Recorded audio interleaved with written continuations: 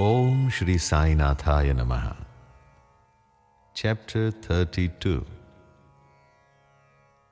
In quest of Guru and God.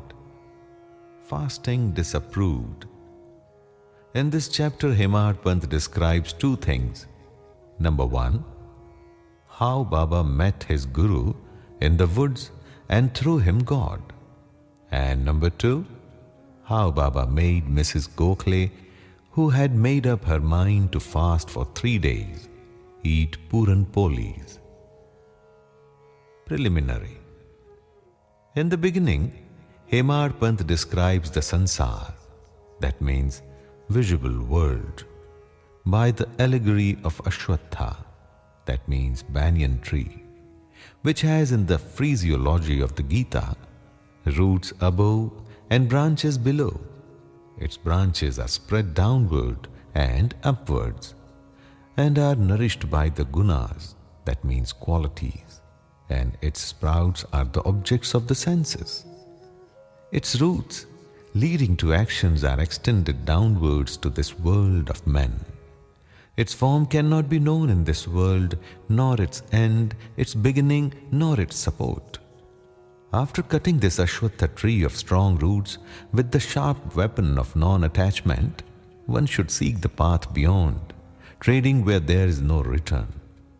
For traversing this path, the help of a good guide, that means Guru, is absolutely necessary. However learned a man may be, or however deep his study of Veda and Vedant, that means sacred literature, may be, he cannot reach his destination safely. If the guide be there to help him and show him the right way, he would avoid the pitfalls and the wild beasts on the journey move aside. Baba's experience in this matter through the story which he gave out himself is really wonderful, which, when attended to, will give you faith, devotion and salvation. The quest. Once, 4 of us were studying religious scriptures and other books, and being thus enlightened, we began to discuss the nature of Brahma. One of us said that we should raise the self with self-efforts and not depend on others. To this, the second replied that he who controls his mind is blessed. We should be free from thoughts and ideas, and there is nothing in the world without us. The third said that the world, that means phenomenon, is always changing. The formless is eternal. So, we should discriminate between the unreal and the real. And the fourth means Baba himself urged that bookish knowledge alone is worthless, and added, let us do our prescribed duty and surrender our body, mind and 5 pranas, that means life, to the Guru's feet. Guru is God, all-pervading. To get this conviction, strong unbounded faith is necessary. While discussing in this way, we 4 learned men began to ramble through the woods in quest of God. The 3 wanted to make the quest with their free and unaided intellect.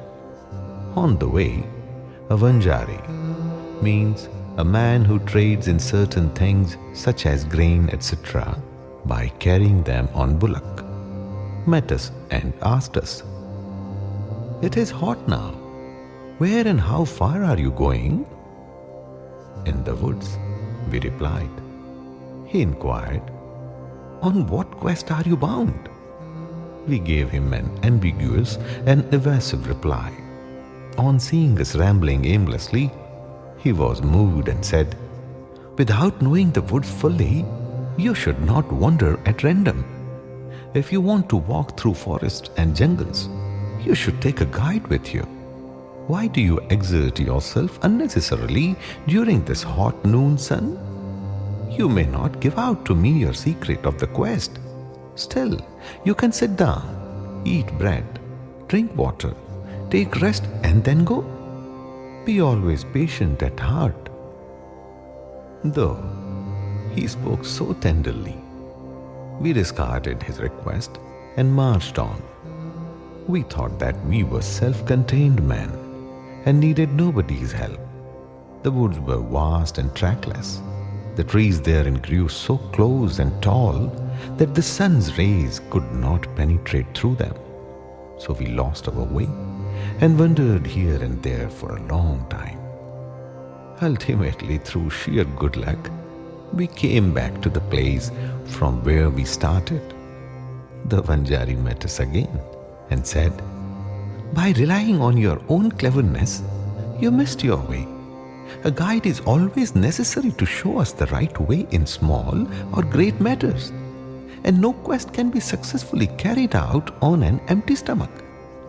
Unless God wills it, no one meets us on the way.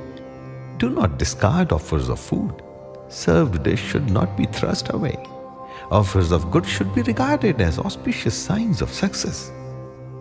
On saying this, he again offered us food and asked us to be calm and patient. Again, my companions did not like this unsolicited hospitality and discarded his offer. Without doing any quest and without taking any food, the three began to move out. So obstinate were they. I was hungry and thirsty, and I was moved by the Vanjari's extraordinary love. We thought ourselves very learned, but were strangers to kindness. The Vanjari was a quiet, illiterate, and unqualified fellow and belonged to a low caste.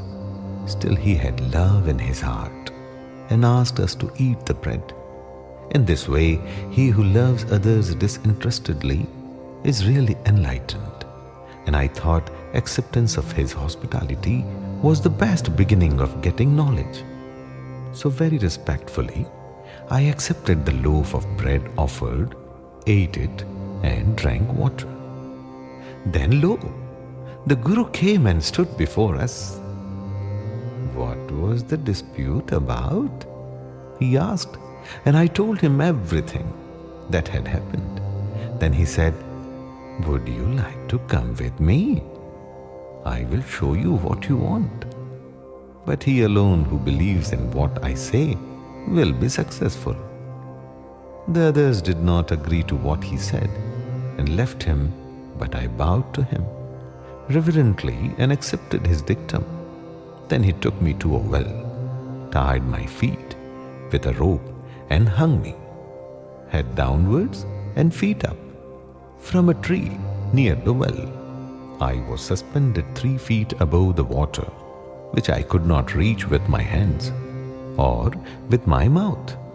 After suspending me in this manner, he went away. No one knew where.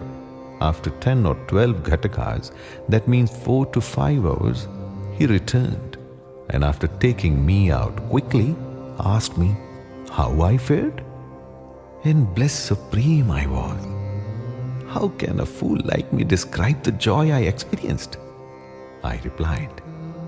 On hearing my answer, the Guru was much pleased with me, drew me near him, and stroking my head with his hand, kept me with him. He took care of me as tenderly as a mother bird does of her young ones. He put me into his school. How beautiful it was! There I forgot my parents. All my attachment was snapped, and I was liberated easily. I thought that I should embrace him and keep staring at him always. If his image was not fixed in my eyes, I would rather be blind. Such was the school. No one who entered at once could return empty-handed. My Guru became my all in all. My home, mother and father, everything. All my senses left their places and concentrated themselves in my eyes, and my sight was centered on him.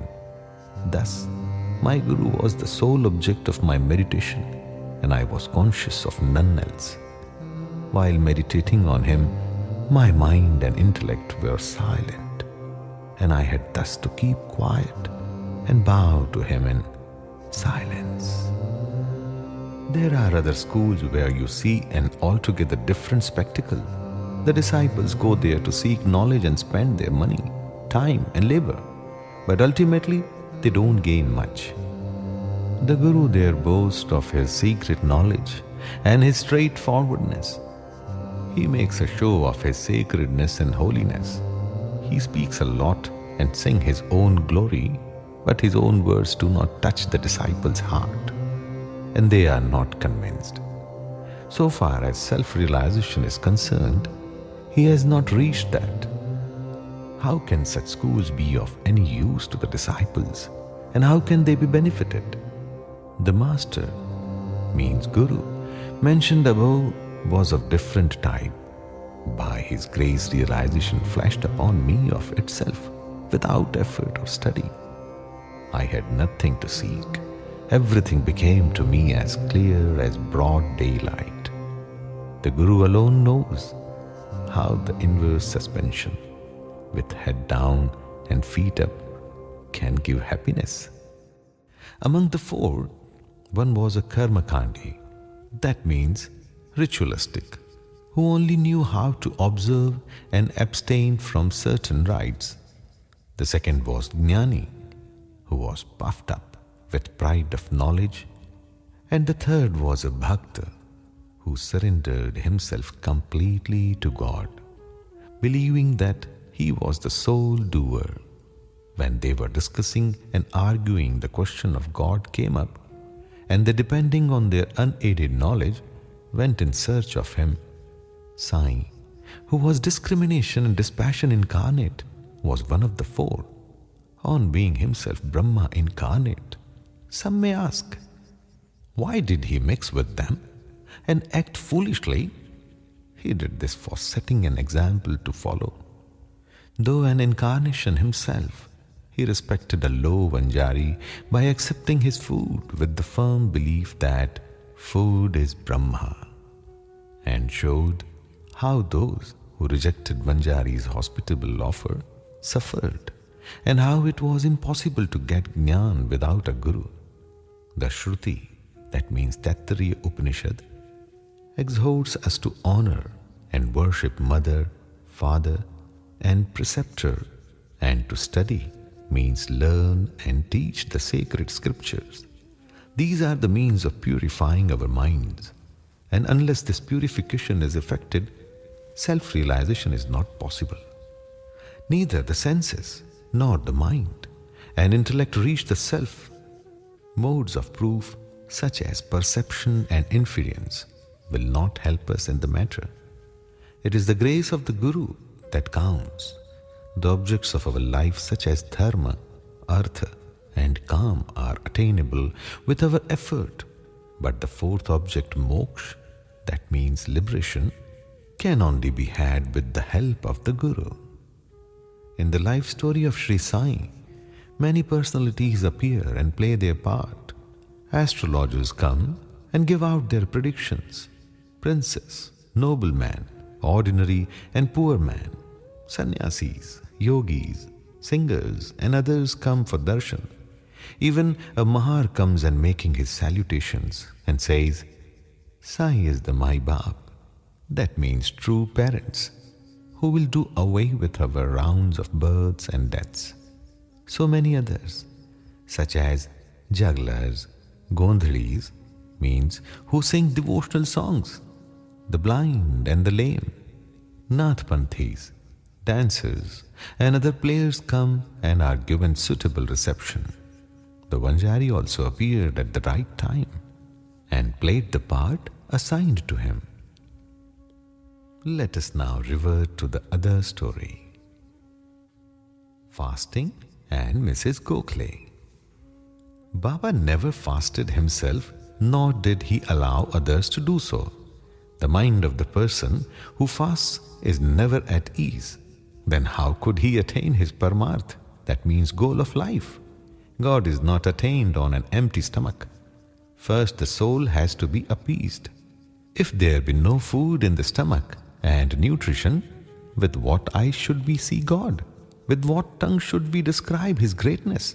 And with what ears should we hear the same?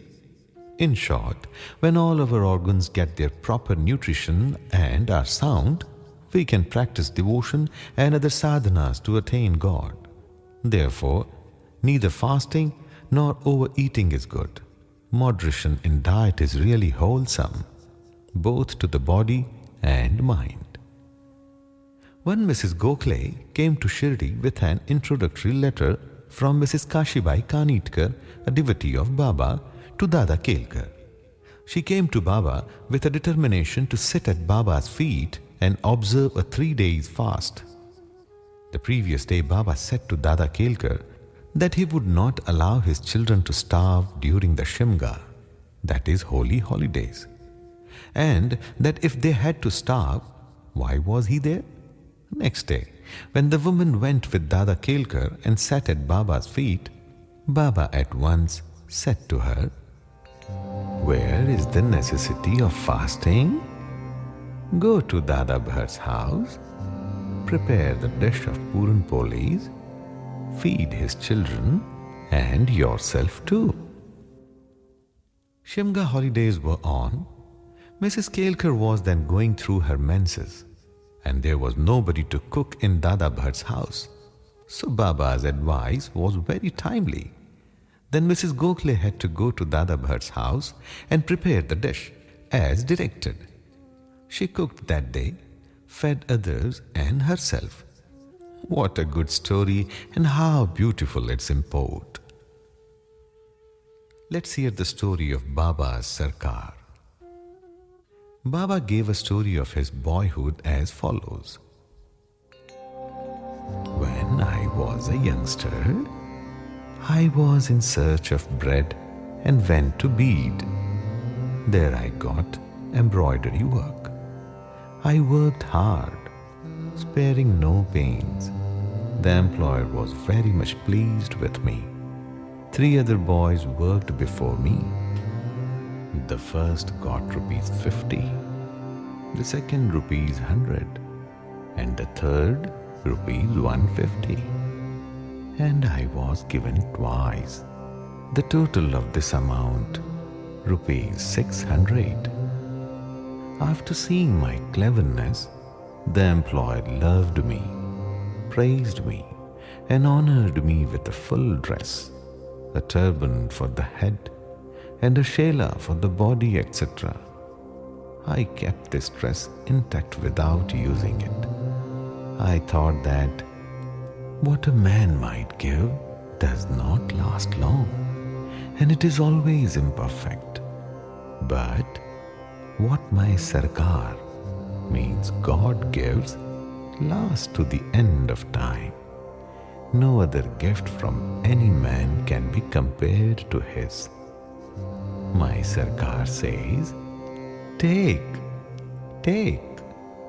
But everybody comes to me and says, "Give, give." Nobody attends carefully to the meaning of what I say.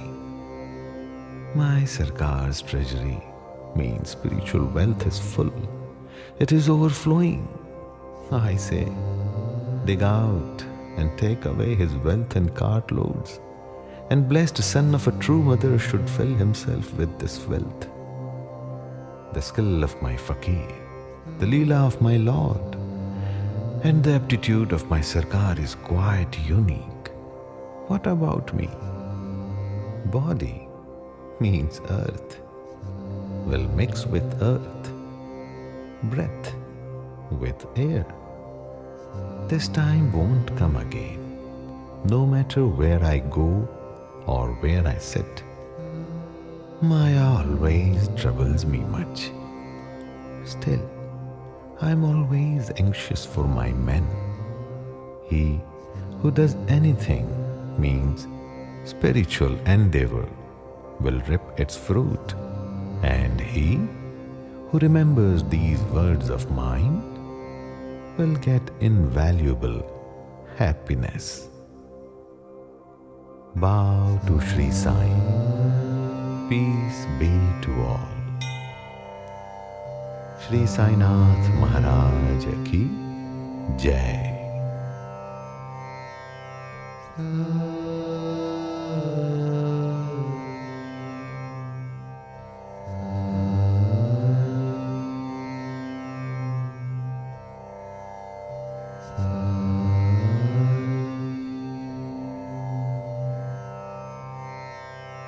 Ah.